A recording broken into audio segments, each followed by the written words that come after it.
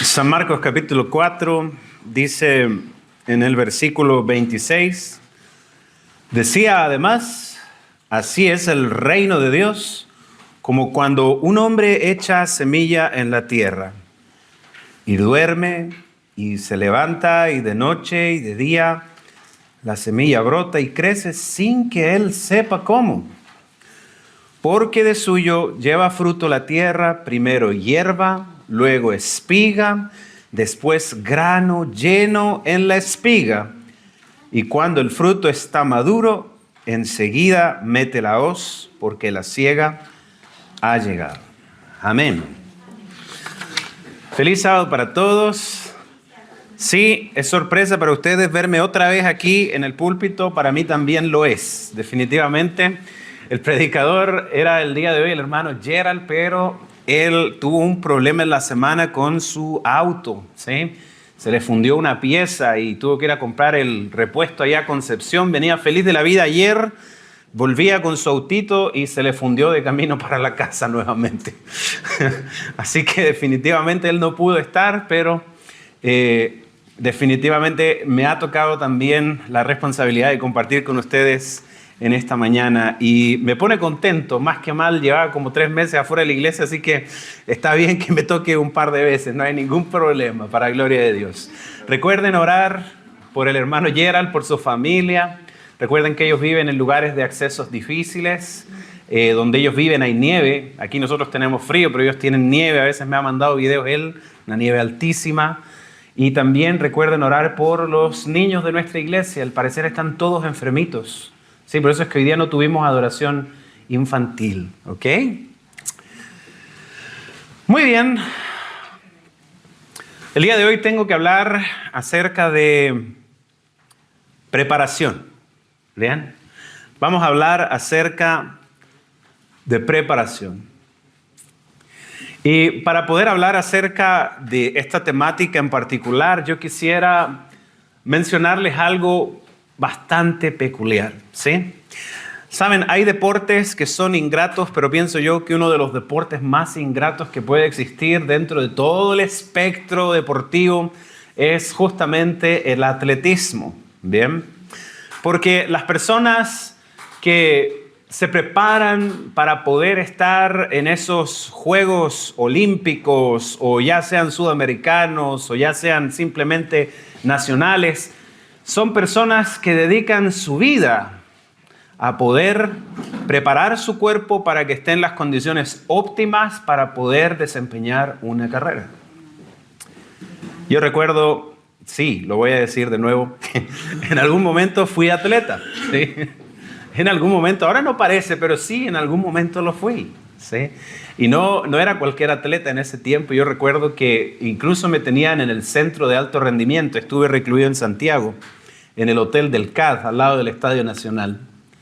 Era una experiencia bastante fatigosa. No era simplemente como jugar fútbol, como tienen aquí nuestro querido equipo de fútbol de Pueblo Seco. ¿Bien? En realidad, saben, el atletismo es un deporte de alto rendimiento. Yo recuerdo haber pasado un año completo asistiendo de lunes a sábado, todos los días a entrenamiento. Los días jueves eran días de pesas y teníamos que ir al gimnasio de la Universidad Arturo Prat y ahí hacíamos nosotros ejercicios de brazos, de piernas. Recuerdo que como vivíamos en Iquique, en verano, durante los 2 o 3 meses que dura el verano, todos los días llegábamos a las 9 de la mañana a la playa y a las 9 de la mañana teníamos que correr eso de punta a punta. Después de eso nos hacían correr, pero dentro del agua, con el agua hasta la rodilla. Y eso es una cosa bastante exigente, ¿sí? Correr en la arena a pie pelado es una cosa bastante interesante. Correr con neumáticos amarrados detrás de uno era interesante, pero cuando se hacía en el estadio era peor. Porque en el estadio nos hacían subir las galerías. Subíamos corriendo las galerías por todas esas escalinatas hasta llegar a la parte alta. Cruzábamos el estadio, bajábamos las escalinatas, dábamos la vuelta otra vez, volvíamos a subir y otra vez damos vueltas y vueltas y vueltas hasta que llegábamos a casa tiritando con las piernas. Y especialmente cuando va a haber una competencia, se prepara físicamente un mes antes, pero duro, duro, duro, duro. A días previos de llegar a la competencia, se hace un poquito más suave. Siempre se hace un poquito más suave, evitando lesiones, evitando todo ese tipo de cosas. La vida de un atleta es sacrificada. Cada uno en sus distintas aptitudes. No sé, por ejemplo, los fondistas, los que corren desde 1000 metros hacia arriba, los que están acostumbrados a las maratones, ¿sí? De los 20K, ¿no es cierto? ¿Sí? 21 y 42. Él lo sabe porque él ha corrido. Bien, aquí tenemos un hermano maratonista, ¿no? Ah, la hermana Carola. Excelente, excelente. Esto es algo nuevo para mí. Yo vengo de allá de Estados Unidos y el pastor de allá era triatleta. Se estaba preparando para una triatlón.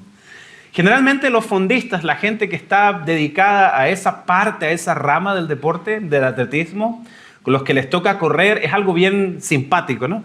Ellos siempre son flaquitos, pero duros, porque tienen una habilidad especial con la cual ellos pueden resistir el desgaste de correr durante muchas horas, de muchos minutos, de poder correr durante muchos kilómetros. Y es interesante que el cuerpo de ellos normalmente se coloca de una forma interesante. Flaquitos, son flaquitos, así como Hedy, ¿no es cierto? Son flaquitos, pero duros. Bien, eso es lo propio, por lo menos, de los fondistas. Mientras tanto, los velocistas, los que teníamos que correr distancias cortas, 100 metros, 200 metros, hasta 400 metros planos. 400 metros planos, para que comprendamos, es la vuelta completa a la cancha del estadio, ¿ya? Generalmente son de espalda ancha, musculosos, de pierna gruesa, ¿sí? Es otra contextura la que la persona agarra. Lo ingrato de ese deporte, ¿saben qué es lo que es? Que normalmente te preparas durante todo un año para poder competir una vez. Una simple vez. Y yo recuerdo que en mis tiempos yo competía en mis lugares donde yo viví. Cuando empecé a hacer atletismo vivía en Pica, una ciudad que es un poquito más o menos parecida a Pueblo Seco, ¿sí? En cantidad de habitantes. Después se convirtió en algo así como el Carmen, y así vamos. Es un oasis en medio del desierto. Y yo recuerdo que cuando empecé a correr, empecé a ganar allí. Y yo dije, wow, ahora sí voy a ser famoso porque soy el campeón del pueblo. Mi mamá me dijo, espérate que bajemos a Iquique, donde hay más gente, y vamos a ver cómo te va, hijo. Bajamos a la ciudad y efectivamente era más difícil. Pero empezamos a crecer, y entonces, cuando ya gané allá, entonces me mandaron a la regional. Y en la regional se puso más difícil. Y un día llegué a Santiago, y en Santiago definitivamente no daba el ancho. Porque evidentemente el mejor de Pueblo Seco no va a ser lo mismo que el mejor de Santiago, porque allá en Santiago hay 8 millones de personas, lo que significa de que para que esa persona haya podido ganar ha tenido que vencer otros 7.999.000, ¿me entienden? Mientras que aquí en Pueblo Seco, bueno, hay que ganarle a Ricardo nomás, hay que ganarle a Luis. Tracy Joseph, ella, tuve la oportunidad de hablar con ella en algunas ocasiones. Ella es una atleta que se empezó a preparar, pero no para ganar un torneo nacional, ni regional, ni de la ciudad. Se preparó para los Juegos Olímpicos. Y desde el momento en que ella ya tenía capacidad de correr, ella ya corría, desde muy temprano. Y ella empezaba a hacer sus recorridos semanales, habituales, trabajo de músculos, trabajo de piernas, trabajo de esfuerzo, trabajo de distintas cosas. La probaron en distintas especialidades. La especialidad de ella, 200 metros planos. 200 metros planos. La mitad de la carrera del estadio, 200 metros planos. Ella empezó a trabajar, su cuerpo empezó a ascender de categorías, ganó los torneos locales. Por allá en el año 2012. Tenía ya 24 años, ¿bien? Y en ese punto ella logró clasificar como la mejor velocista de todo Centroamérica. ¿Bien? Porque ella es costarricense. Ahora tuve la oportunidad hace unos meses de conocer a su esposo, a Jason. Estuvimos allá en San José de Costa Rica y ahí yo vi de dónde es ella, un país chiquito, 5 millones de personas. Pero ella sobresalió entre todos esos y entre todo su continente. Y era una carta privilegiada para llegar a los Juegos Olímpicos de Londres 2012. Yo no sé si ustedes saben, los Juegos Olímpicos se realizan igual que los mundiales, una vez cada 4 años. Por tanto, esta era la última vez que Tracy podía tener una chance de entrar en los Juegos Olímpicos. Porque ya a los siguientes años ella entraría a los 28 y a ese punto el rendimiento de los atletas comienza a bajar. Era el momento preciado para que ella pudiera alcanzar el oro en los Juegos Olímpicos. Toda su vida desde su niñez se preparó para ese evento. Estaba todo preparado, estaba todo listo para su competencia y estaba todo diagramado. En el calendario allí estaba el día domingo en la competencia. Ella iba a correr por el oro en los 200 metros planos. Un mes antes de salir, se recalendarizó todo. Y la competencia de ella se traspasó del día domingo al día sábado. Y había un problema. Ella es adventista. ¿Qué habrían hecho ustedes? ¿Qué habrían hecho ustedes? Yo no sé lo que habrían hecho ustedes. Tampoco sé lo que hubiera hecho yo. Yo tampoco sé lo que hubiera hecho. Prepararse toda la vida para llegar allá a los Juegos Olímpicos, a la gloria. Ganar todo cuanto campeonato existe para que a última hora te digan, es en sábado. Se hizo noticia. La atleta que rechaza a ir a los Juegos Olímpicos por guardar el sábado. Salió en la página de la división sudamericana. Fue una noticia interesante. Yo me contacté con ella y yo le dije, admiro lo que has hecho. Tú le das gloria al Evangelio. Ella dice, esa noche batallé en mi hotel, pero entendí que mis victorias deberían estar mano a mano con Jesús. Y si yo hubiera seguido adelante con esa carrera, habría ido en contra de su voluntad. Esa decisión me ha enseñado que para cambiar más cosas en mi vida, para mejor e igual, ha sido una bendición para otros. Ella termina diciendo una frase muy linda. Se trata de poner a Dios primero y permitirle correr la carrera contigo. Toda la vida prepararse. ¿Y saben qué es lo más terrible de todo? Para los velocistas especialmente. Te preparas toda la vida para correr por 10 segundos. Te preparas todos los días del año para correr por 10 segundos. Yo creo que ustedes no logran entenderlo como lo entiendo yo. Pero esa mujer tomó una decisión fuerte de fe. Quizás para esa hora Dios la llamó. Abrimos la Biblia en el libro de Mateo capítulo 11.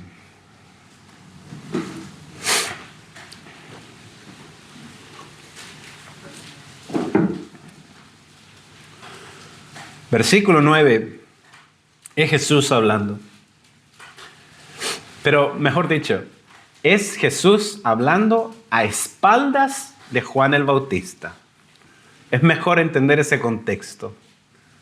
Porque Jesús, así es como habla Jesús a las espaldas de sus amigos. ¿Pero qué salisteis a ver? ¿A un profeta? Sí, os digo, y más que profeta. Porque este es de quien está escrito, he aquí yo envío mi mensajero delante de su faz, el cual preparará el camino delante de ti.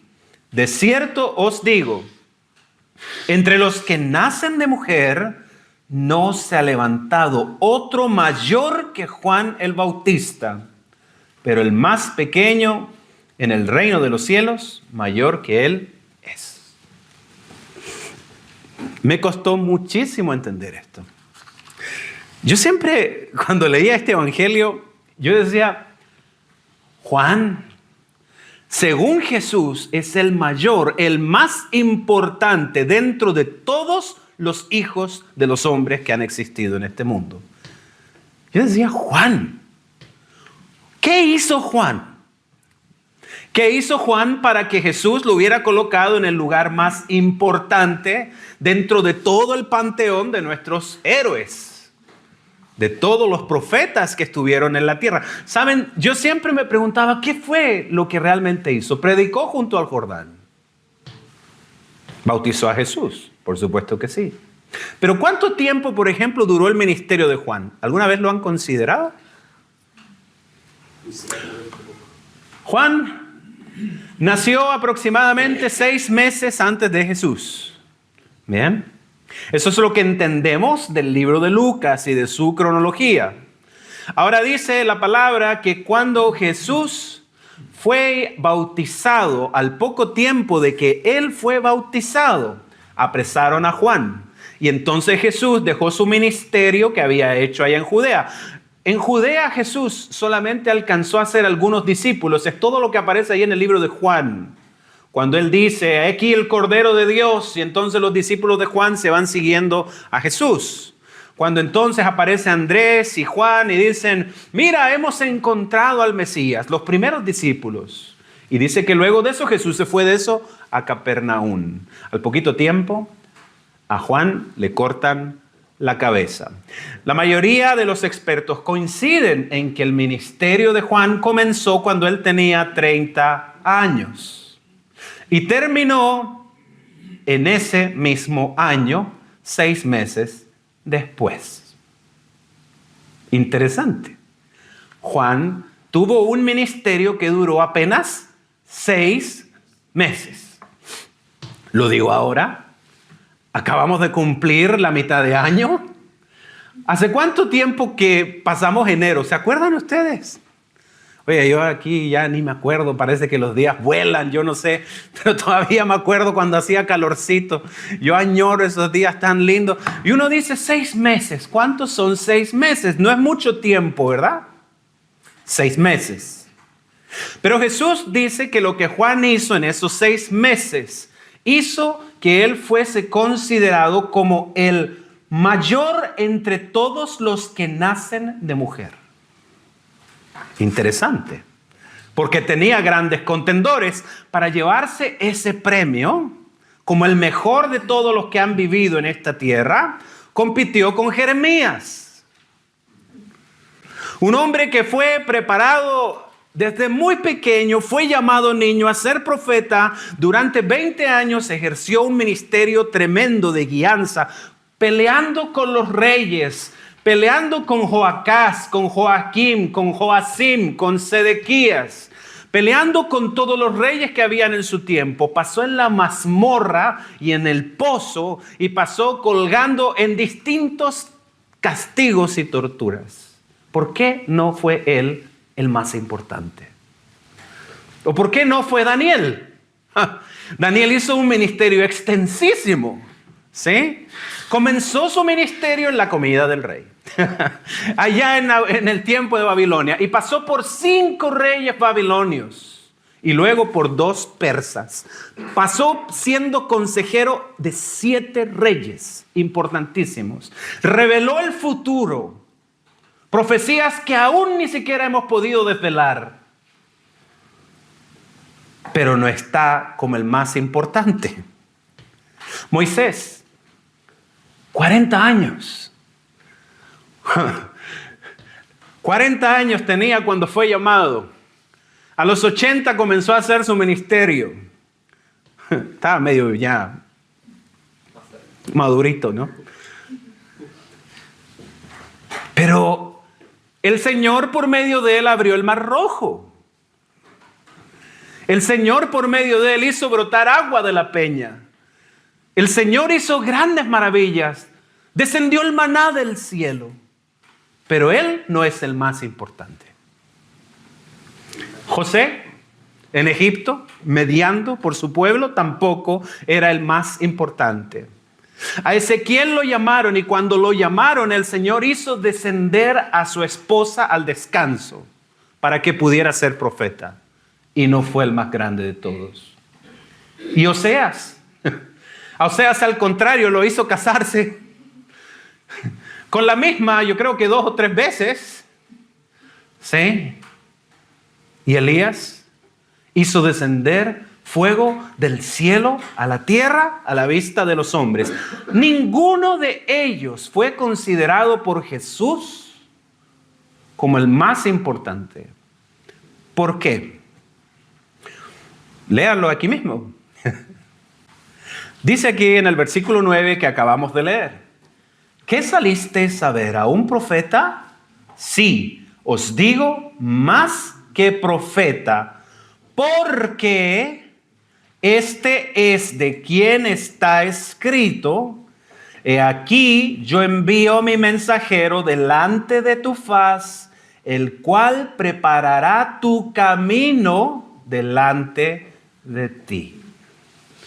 Ante los ojos de Dios, la labor más sagrada que puede tener un profeta, la posición más elevada que puede alcanzar un ser humano, es preparar a un pueblo para la venida del Mesías. Yo no sé cuál es la escala de nosotros, no sé si nosotros lo medimos por años, por grandeza, por milagros, pero a los ojos de Dios no hay persona más importante que aquel que prepara el camino para la venida del Mesías. Por tanto, tú y yo tenemos un llamado importante.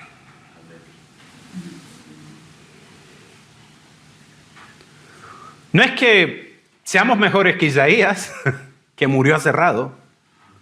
No es que seamos mejores que cualquier profeta, pero a los ojos del cielo no hay una labor más importante que esta. No hay nada más importante. Y lo peor de todo es tratar de lograr entender cómo uno se puede preparar para hacer esta labor. Porque, ¿saben? Esto es bien interesante. En la Biblia se dice que habían escuelas de profetas. Al menos así lo dice o lo entendió el espíritu de profecía. Porque en el libro Patriarcas y Profetas dice que Samuel tenía una escuela de los profetas. Pero vaya sorpresa. En esa escuela no habían profetas. Les llamaban escuela de profetas porque enseñaba Samuel que sí era profeta, pero no había alumnos allí estudiando para ser profeta. ¿Sí? En la Universidad Adventista hay cursos para ser pastores, instructores bíblicos, pero no hay ninguno para ser profeta. ¿Se imaginan? Clase 1, ¿cómo descifrar los sueños? ¿Sí? Clase 2, ¿cómo hacer descender fuego del cielo a la tierra? Clase número 3, ¿se lo imaginan? ¿Cómo actuar cuando estás reprendiendo en su cara a las personas? ¿Se imaginan? No. Definitivamente no hay ningún curso de acción. Dios es, y esto es algo impresionante, Dios es el que prepara a sus profetas. Él los prepara en la manera que a Él le parece conveniente. ¿Cómo fue que Él preparó a Juan para ser el hombre más importante en toda la tierra? ¿Cómo fue? ¿Cuál fue el proceso por el cual Juan tuvo que pasar para convertirse en el hombre más importante que ha nacido de mujer en este mundo? Veámoslo, ¿sí? Vamos al libro de Lucas. Libro de Lucas, capítulo 1.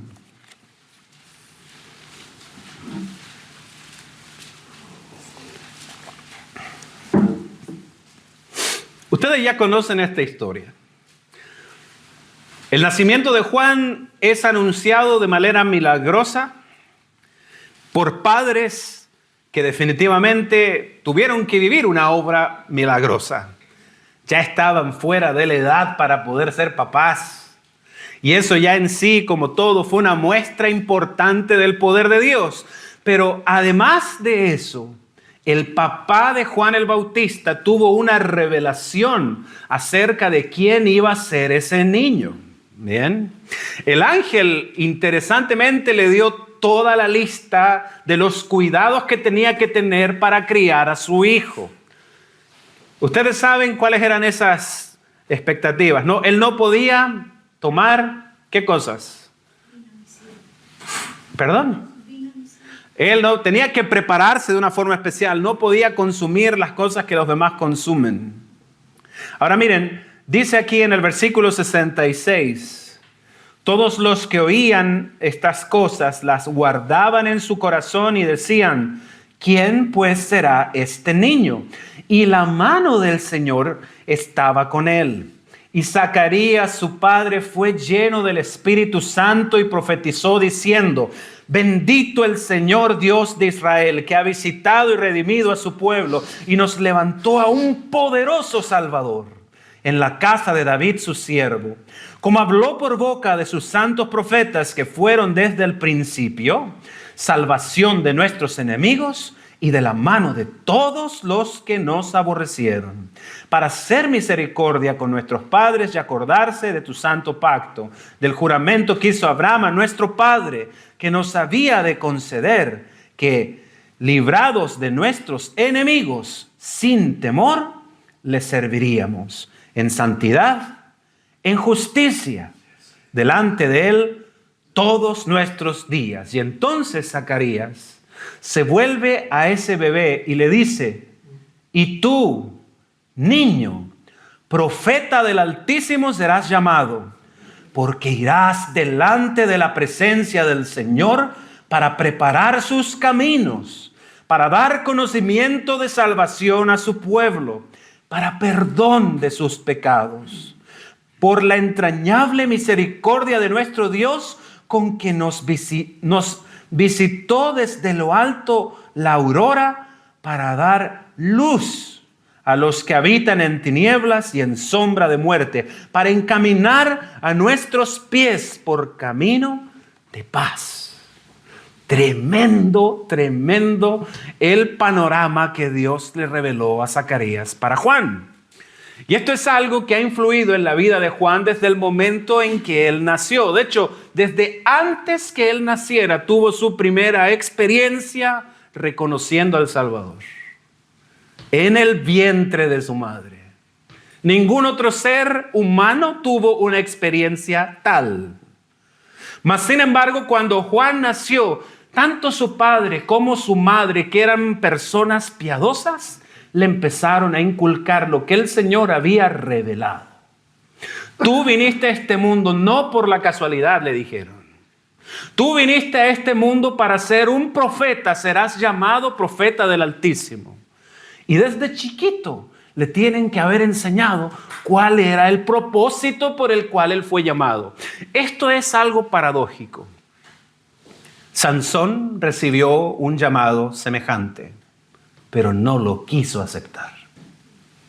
Sansón también se le pidió que se cuidara de ciertos alimentos. Se le dio la misión de libertar a Israel, pero él no quiso tomar la misión. Pero por el contrario, ¿qué dice aquí el versículo 80? El niño crecía y se fortalecía en espíritu. Y estuvo en lugares desiertos hasta el día de su manifestación a Israel. Juan no fue rebelde al propósito que Dios le había encomendado.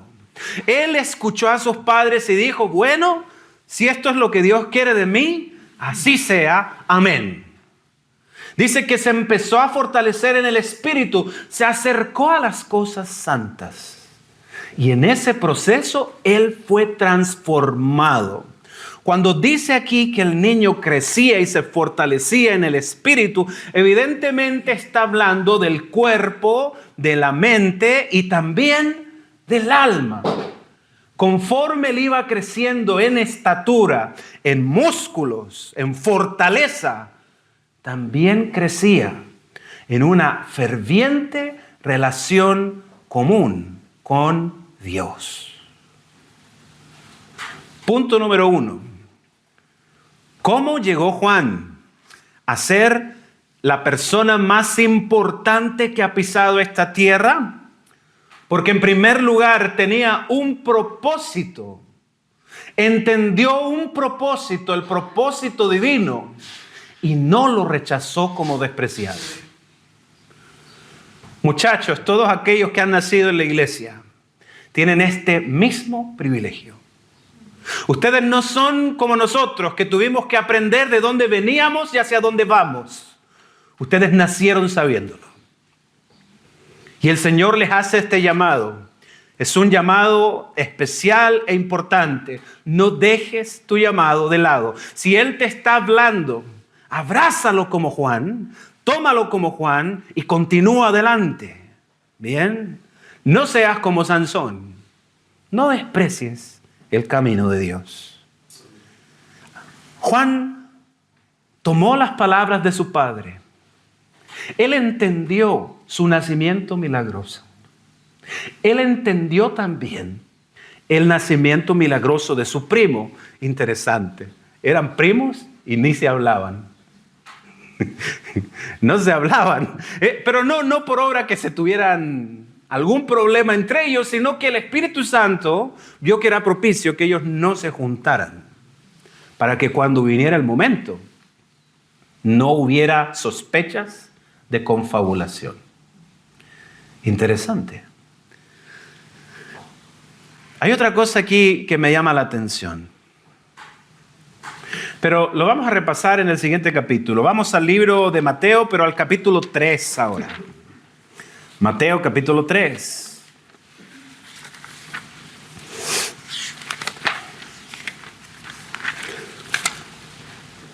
En aquellos días vino Juan el Bautista predicando en el desierto de Judea. ¿A quién se le ocurre ir a predicar al desierto? Yo he visto hermanos pentecostales predicando en las esquinas donde no hay absolutamente nadie. ¿A quién se le ocurre ir a predicar al desierto? ¿Saben? Esto es algo bien interesante. Se parece a ese dicho popular. Si Mahoma no va a la montaña viene a Mahoma. Porque dice aquí que Juan predicaba en el desierto y la gente iba a verlo al desierto. Tremendo. La gente tenía hambre y sed, sabían, algo está sucediendo. Las señales de los tiempos indican que pronto tiene que venir el Mesías. Y aparece este hombre en el desierto y toda la gente decía, allá está, ese hombre tiene el Espíritu de Dios, tenemos que ir a aprender de él. Y él decía, arrepentíos, porque el reino de los cielos se ha acercado.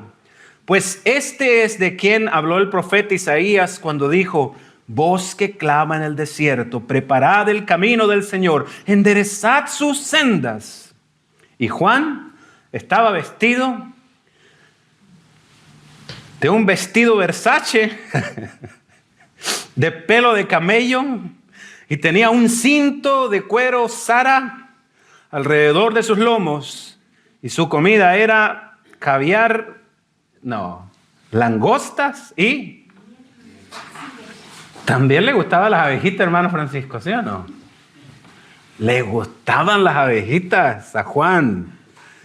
Oiga, esto es otra cosa importante.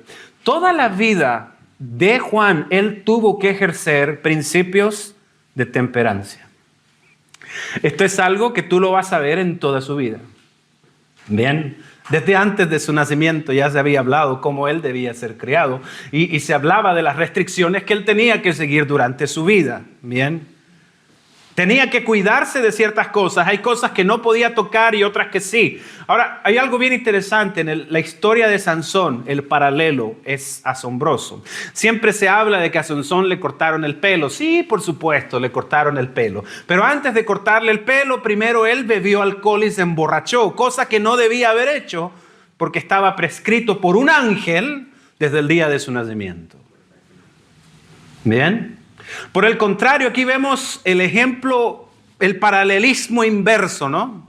Aquí tenemos uno que es temperante, al punto de poder vestir de una manera sencilla, Y también vivir y comer de una manera sencilla. Él practicaba como algo continuo, ¿sí? Tenía distintas disciplinas de temperancia.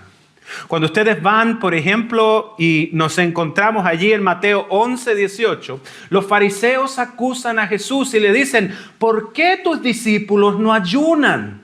Mientras que los discípulos de Juan ayunan muchas veces. Bien, era conocido que no solamente él era una persona temperante, él promovía esa clase de costumbres como un estilo de vida. Interesante.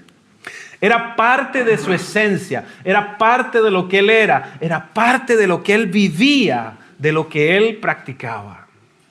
En tercer lugar, cuando lo leímos nosotros recién en el libro de Lucas, él tenía una relación espiritual única, importante. Y esto es algo que todo hijo que nace en esta iglesia debe llegar a entender. Porque cuando él vio a Jesús, no sabía quién era. Hasta el momento en que se posó una paloma, el Espíritu Santo en forma de paloma sobre su cabeza. Para muchas personas esto es algo paradójico, qué lindo, una paloma montadita ahí arriba de la cabeza de Jesús. Se pinta en montones de lugares, pero a veces no se entiende por qué estaba eso allí. Juan dio testimonio y dijo, el Espíritu, el que me envió aquí, me dijo, sobre el cual tú veas el Espíritu en forma de paloma, ese es el que bautiza con fuego y con el Espíritu Santo. La señal de la paloma era una señal para Juan, porque él no lo conocía físicamente. Bien, pero eso nos habla de una cosa muy sencilla. Juan aprendió en el desierto a conocer la voz de Dios. La voz de Dios es una voz que cada persona tiene el privilegio de conocer por medio de una relación personal e individual. La voz de Dios no suena igual para todas personas. Dios habla en el lenguaje propio en que tú vas a entender. Pero Dios habla. Hay personas que pasan por una iglesia y vienen todos los fines de semana, pero jamás han oído la voz de Dios. Hay personas que se crían en este evangelio. Hay personas que llevan 20, 30 años en la iglesia y piensan que simplemente venir a la iglesia es un conjunto de tradiciones y no escuchan la voz de Dios. Hay personas que asisten a las iglesias que voluntariamente han dejado de escuchar la voz de Dios porque ya no les interesa. Hay muchas personas en las iglesias que escucharon la voz de Dios, pero se han alejado tanto que ahora ya no logran distinguir cómo suena. Lo que Juan hizo no es menor. Él conocía, distinguía la voz de Dios. Era su amigo, su confesor. Era su compañero. Así como dijo Tracy, ¿no? Así como dijo Tracy. Él ahora corre conmigo. Él corre conmigo. ¿Bien? Él va conmigo, Él entra conmigo, Él sale conmigo. Él no es mi amigo del sábado. Es mi amigo del lunes, del martes, miércoles, jueves, viernes, sábado y domingo. 24/7. ¿Sí? Cuando tengo insomnio y no puedo dormir, me acuerdo de Él. ¿Sí? Aprovecho el tiempo. Juan sí sabía. Aprendió. ¿Dónde aprendió? En el desierto. En el desierto. La soledad tiene muchas enseñanzas que brindarnos. La soledad, el fracaso aparente, las cosas que a la vista de la gente parecen inútiles, tienen muchas cosas que enseñarnos. Lo hablábamos en la escuela sabática y es algo muy cierto. Jesús empezó a ser el Mesías. La gente llegó, se llenaban los lugares para escucharlo hablar. Y su familia se asustó. Pensaron que estaba loquito. Mandaron a buscarlo. La Biblia dice, pensaban que estaba fuera de sí. Le dijeron, ¿qué le pasó? ¿Qué le pasó? No entendían qué le había pasado a Jesús. Porque ellos lo conocían, ¿saben cómo? Como un carpintero perfeccionista. Solamente como eso. Como un carpintero que hacía las bancas derechas. Que a las mesas no había que ponerle tapitas abajo. Como un excelente hombre, una buena persona. Pero ustedes saben, en las aldeas, allá en Nazaret, estaba la plaza pública, al centro estaba el pozo, y al lado estaba el carpintero, y el carpintero nunca fue gran cosa. Solo estaba el carpintero, el herrero, el tintorero, el de la sinagoga. Era uno más dentro de toda la comunidad. Yo creo que aquí hay muchos Juanes el Bautista, que ahora son profesores, electricistas, que trabajan en el consultorio o en el SAG. Yo no sé cuántos Juanes el Bautista están aquí en esta iglesia el día de hoy, haciendo actividades sencillas, humildes. Yo no lo sé. Pero en el lenguaje de Dios, esa era la mejor ocupación que podía tener Jesús para prepararse en su vida posterior, en su ministerio. Interesante, ¿no? Fíjense que Juan también fue apartadito de bulla. Juan no estuvo allá en el Jordán abriendo el río, como lo hizo Eliseo. Él no hizo ningún milagro, y eso es algo destacable. No necesitó de milagros para ser el más importante hombre en toda la tierra. Él necesitó ser simplemente el que toma la escoba, ¿sí? El que agarra la posta, ¿sí? Bueno. En atletismo se hace eso, ¿lo han visto ustedes, no? Que corre uno así y le pasa un palito al que sigue y el otro corre y así. Era uno del equipo. Nadie sabía, nadie sospechaba que el hijo loquito de Zacarías, que se fue a vivir en el desierto, volvería siendo un profeta. Así como nunca nadie se imaginó que el hijo amable del carpintero se convertiría en el Mesías. Pero esa es la escuela de Dios. Esa es la fórmula de Dios. Y yo les prometo que no la entiendo. 30 años para prepararte para ser profeta. 30 años para prepararte para ser Mesías. ¿Haciendo qué? Viviendo como todos los demás. Yo no lo entiendo, ¿sí? Yo le hubiera dicho al ángel, bueno, háganme un curso, ¿sí? Denme un diploma, llévenme a un colegio, enséñenme a hacer algo, ¿sí? Y háganme una inducción porque yo no entiendo, ¿sí? Un tutorial que fuera, por lo menos. Pero el Señor los mandó a prepararse. ¿Dónde los mandó? A la vida cotidiana. Ahí donde estás tú, todos los días, estudiante, retirado, jubilado, allí donde estás tú, allí lo preparó. Allí preparó a Juan, el hombre más importante que ha nacido de mujer. No me quiero extender, empezamos bastante tarde, pero les puedo decir algunas cosas sobre Juan. Era humilde. Él siempre tuvo la humildad a flor de piel. Era un rasgo fuerte en su naturaleza.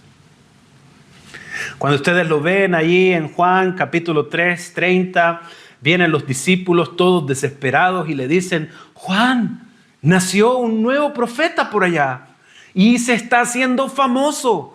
Ese que tú dijiste que era el Cordero de Dios, ahora está haciéndote la competencia. Hizo una iglesia y es más grande que la tuya. Tiene 500 miembros y la tuya tiene 40. Juan le dijo, es necesario que él crezca y que yo mengüe. Conocía su lugar Juan. Lo conocía muy bien. El desierto le enseñó a ser humilde. No hay nada que te enseñe a ser más humilde que el calor, que el frío, que el hambre, que la sed, que el fracaso. Todas esas cosas te enseñan tantas impresionantes habilidades. Te inculcan tantos valores. Los fracasos en este mundo, los comienzos, los nuevos comienzos, te enseñan muchísimo. Aparte de eso, y esto creo que es lo más notable, vamos a Mateo capítulo 11. Y quiero que lo noten, por favor.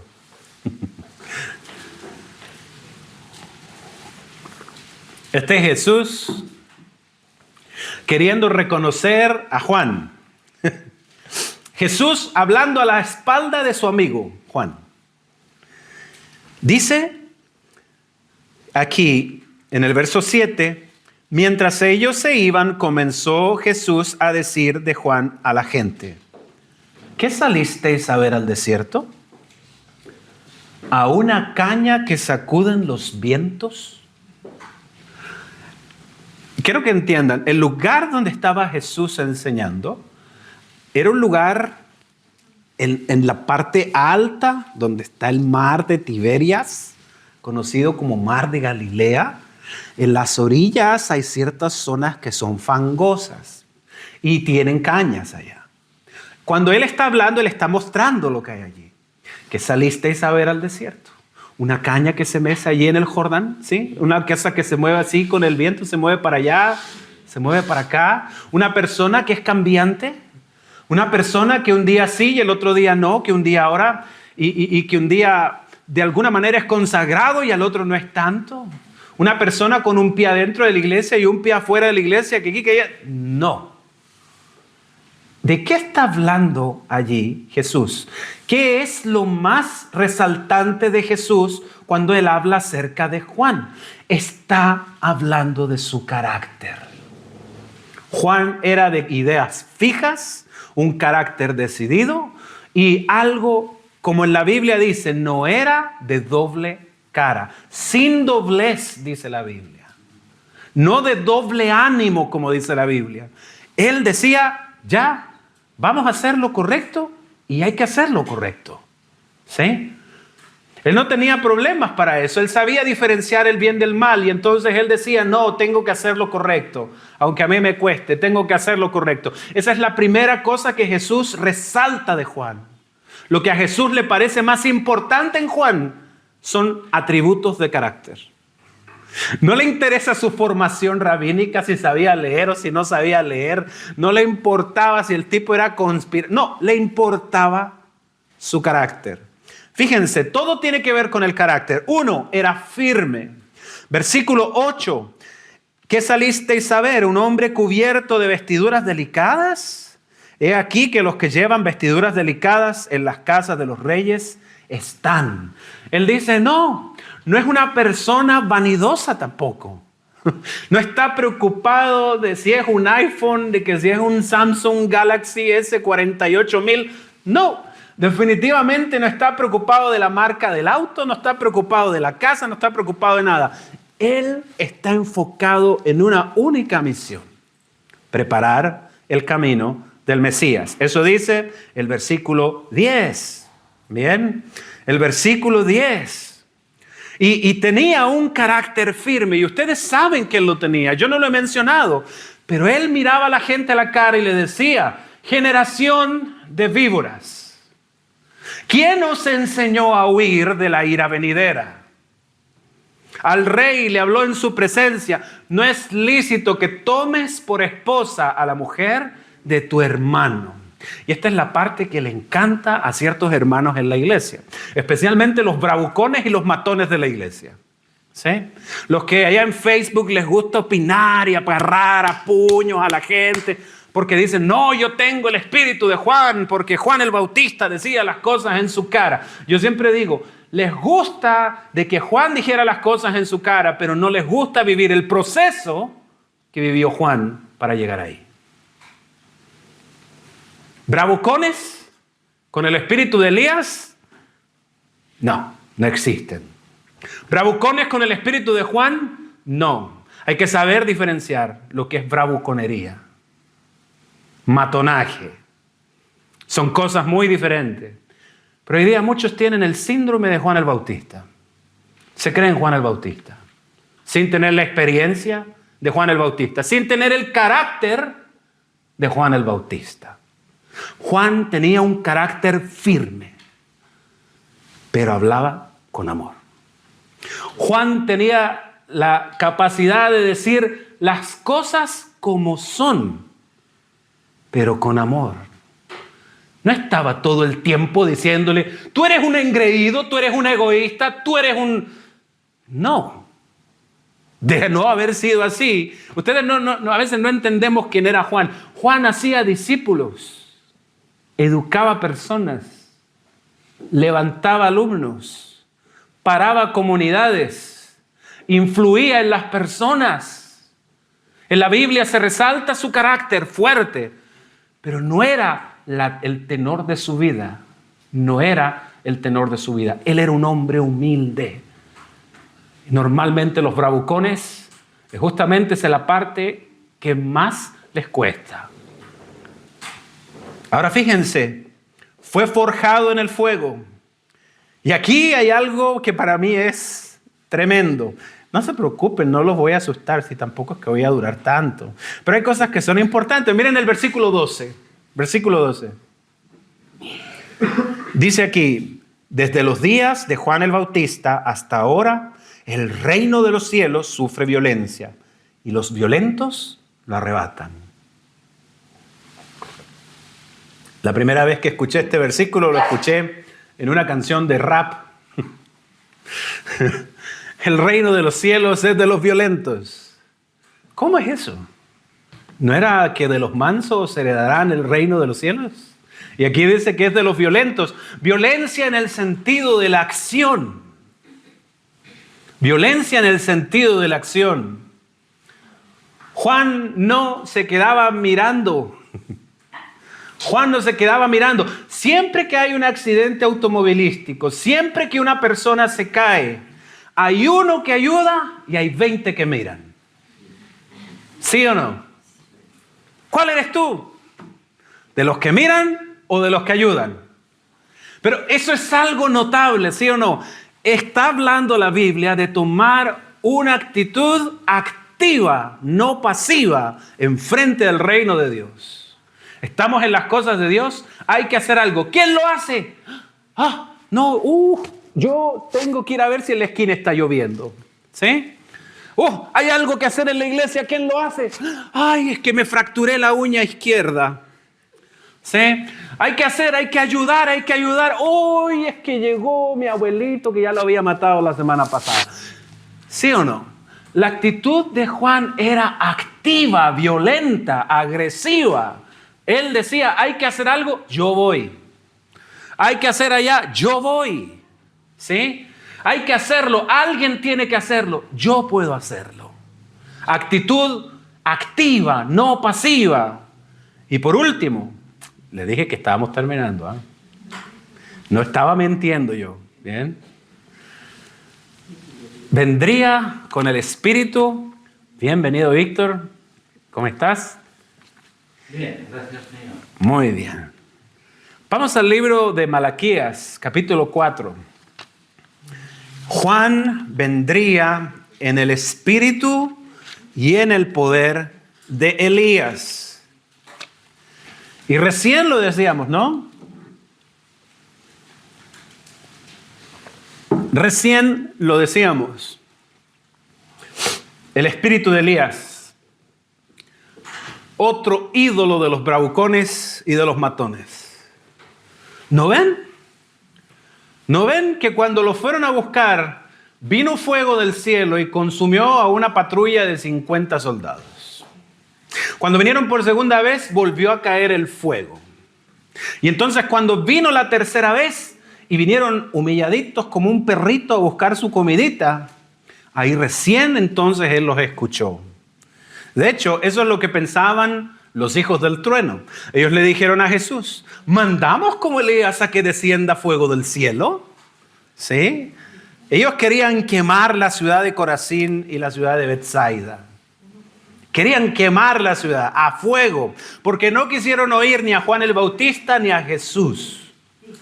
Pero aquí hay algo impactante o algo interesante. Muy poco se estudia la vida de Elías.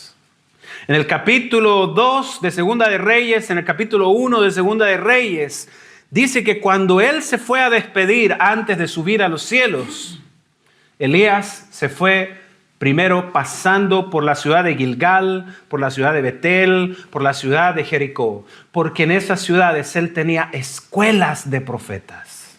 Era un educador, Ricardo, era un educador, era un profe.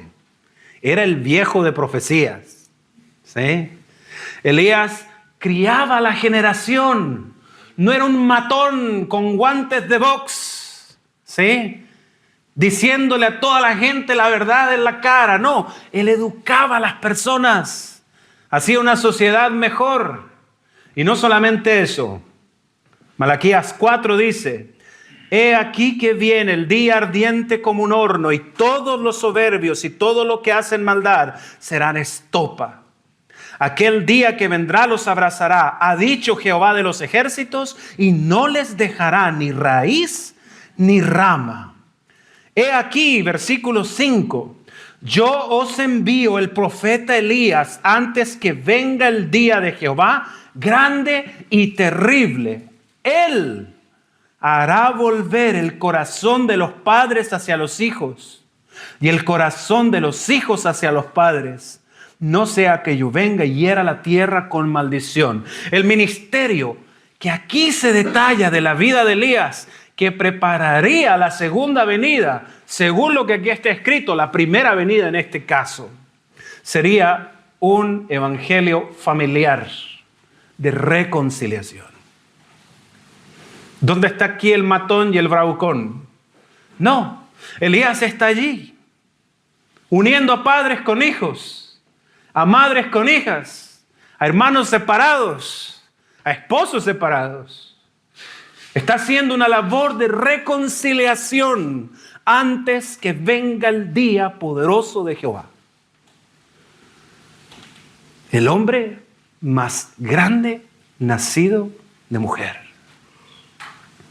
Tenía un propósito firme y durante 30 años lo formó en el desierto. Allí también aprendió la temperancia, aprendió la comunión con el Espíritu Santo, aprendió lecciones de humildad, aprendió a tener un firme carácter. Fue forjado en el fuego de las circunstancias en las que vivió.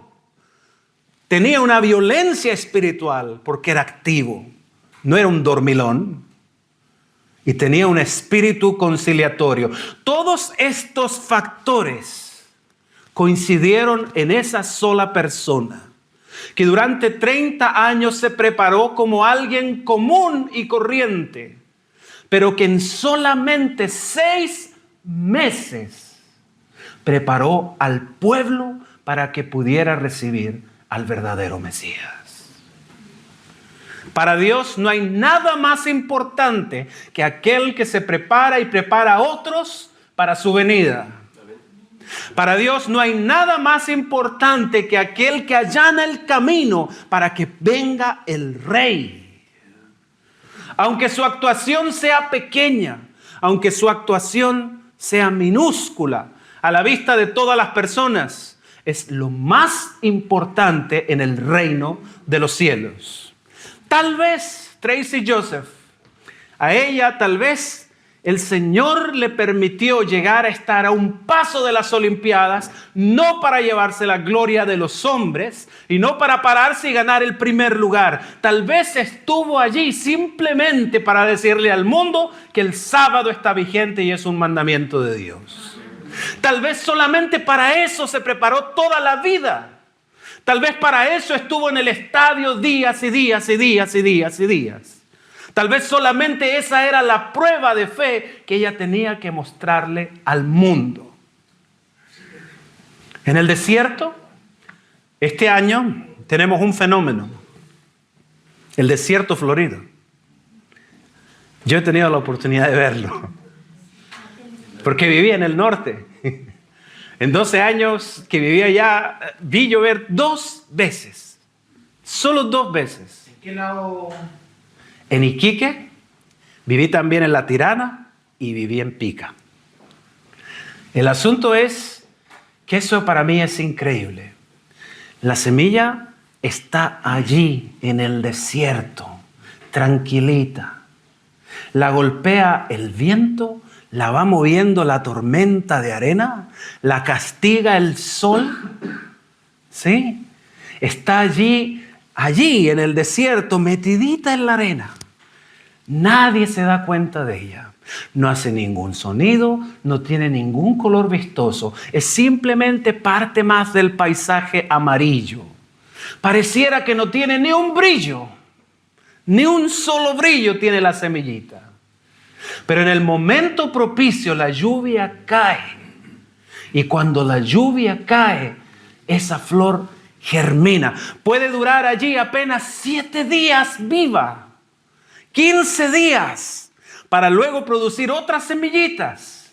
Y que queden allí por 7 años más.